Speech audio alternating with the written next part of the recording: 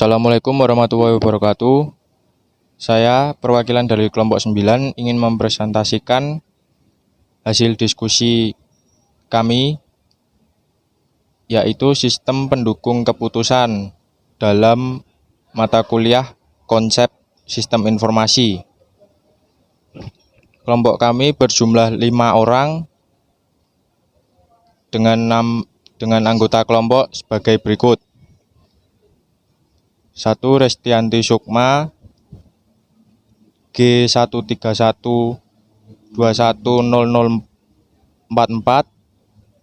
2. Julieta Oriana, G131210045.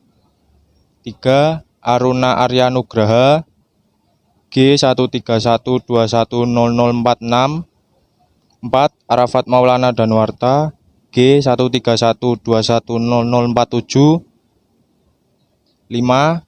Dean Yosa Maretia Prakarsa, G131210048.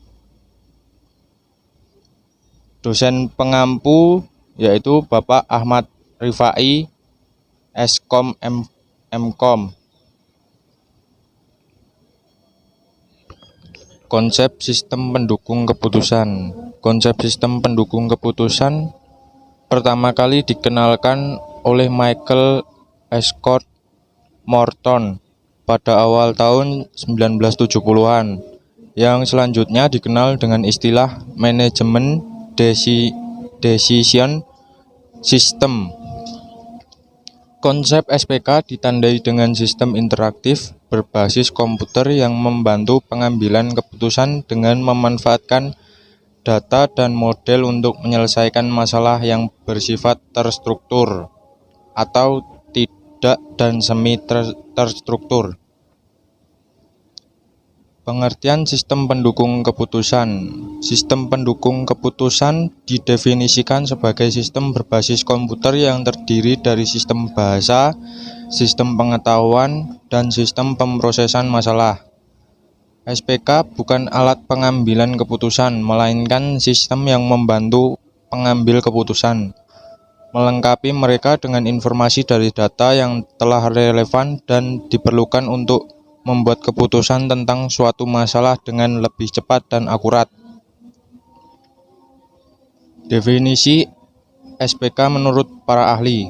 Menurut Mann dan Watson, sistem pendukung keputusan adalah sistem yang interaktif, membantu pengambilan keputusan melalui penggunaan data dan model keputusan untuk memecahkan masalah yang sifatnya semi terstruktur dan terstruktur atau tidak.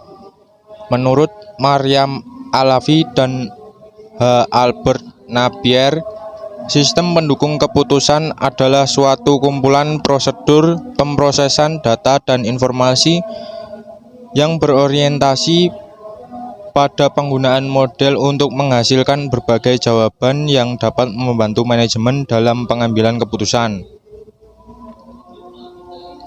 Tujuan sistem pendukung keputusan. Sistem pendukung keputusan ditujukan untuk membantu para pengambil keputusan untuk memecahkan masalah semi terstruktur dan terstruktur atau tidak, dengan fokus menyajikan informasi yang nantinya bisa dijadikan sebagai bahan alternatif pengambilan keputusan yang terbaik. Tujuan SPK menurut ahlinya Turban, Liang, dan Aronson. 1. Membantu manajer membuat keputusan untuk memecahkan masalah semi terstruktur. 2. Mendukung penilaian manajer dan bukan mencoba menggantikannya. 3. Meningkatkan efektivitas pengambilan keputusan manajer. Tahapan dan model penerapan pada sistem pendukung keputusan. 1. Intelijen atau tahap penelusuran. Kemudian desain atau tahap perancangan, dilanjutkan choice atau tahap pilihan, dan yang terakhir implementation atau tahap implementasi. Karakteristik sistem pendukung keputusan. 1. Mendukung proses pengambilan keputusan, menitik beratkan pada manajemen by perception. 2. Adanya interface manusia atau mesin di mana manusia atau user tetap memegang kontrol proses pengambilan keputusan. 3. Mendukung pengambilan keputusan untuk membahas masalah terstruktur, semi terstruktur, dan tak struktur. 4. Memiliki kapasitas dialog untuk memperoleh informasi sesuai dengan kebutuhan. 5. Memiliki subsistem yang terintegrasi sedemikian rupa sehingga dapat berfungsi sebagai kesatuan item.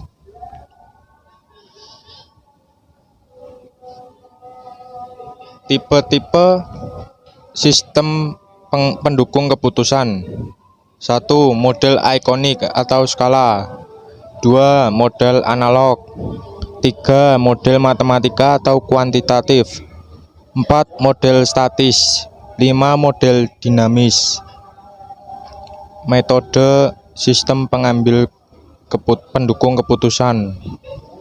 Metode sistem pakar, metode regresi linear, metode AHP, metode Bayes ratio, metode logika fuzzy. Baik, saya melanjutkan dari Mas Danu. Yang selanjutnya ada sistem-sistem pendukung keputusan. Yang pertama, sistem keputusan terstruktur. Keputusan terstruktur adalah keputusan yang dilakukan secara berulang-ulang dan bersifat rutin. Informasi yang dibutuhkan spesifik, terjadwal, sempit, interaktif, real-time, internal, dan detail. Prosedur yang dilakukan untuk pengambilan keputusan sangat jelas. Keputusan ini dilakukan pada manajemen tingkat bawah. Contoh, keputusan pemesanan barang-barang dan keputusan penagihan piutang, menentukan kelayakan lembur, mengisi persediaan, dan menawarkan kredit pada pelanggan. Yang kedua ada keputusan semi terstruktur. Keputusan semi terstruktur adalah keputusan yang mempunyai sifat, yakni sebagai keputusan dapat ditangani oleh komputer dan yang lain tetap harus dilakukan oleh pengambil keputusan. Informasi yang dilakukan spesifik, interaktif, internal, real-time, dan terjadwal. Contoh, pengevaluasi kredit, penjadwal produksi dan pengendalian persediaan, merancang rencana pemasaran, dan pengembangan anggaran departemen. Yang ketiga ada keputusan tidak terstruktur. Keputusan tak terstruktur adalah keputusan yang penanganannya rumit karena tidak terjadi berulang-ulang atau tidak selalu terjadi. Keputusan ini menuntut pengalaman dan berbagai sumber yang bersifat eksternal. Keputusan ini umumnya terjadi pada manajemen tingkat atas. Informasi yang dibutuhkan umum, luas, internal, dan eksternal. Kemudian ada komponen sistem pendukung keputusan. Ada database management atau pengelolaan data dan model based management atau pengelolaan model melalui user interface atau pengelolaan dialog kepada user. Kelebihan SPK. Yang pertama, memperluas kemampuan pengambilan keputusan dalam memproses data atau informasi untuk pengambilan keputusan. Yang kedua, menghasilkan solusi dengan lebih cepat dan hasilnya dapat diandalkan. Yang ketiga, memberikan keuntungan kompetitif bagi organisasi secara keseluruhan dengan menghemat waktu, tenaga, dan biaya. Kekurangannya, proses-proses yang dapat dilakukan oleh sistem pendukung keputusan biasanya tergantung juga pada kemampuan perangkat lunak yang digunakan.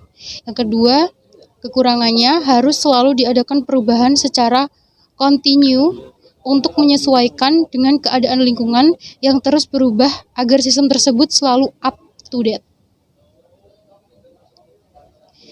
Kemudian ada manfaat sistem pendukung keputusan. Manfaat yang pertama, memperluas kemampuan pengambilan keputusan dalam memproses data atau informasi bagi pemakainya.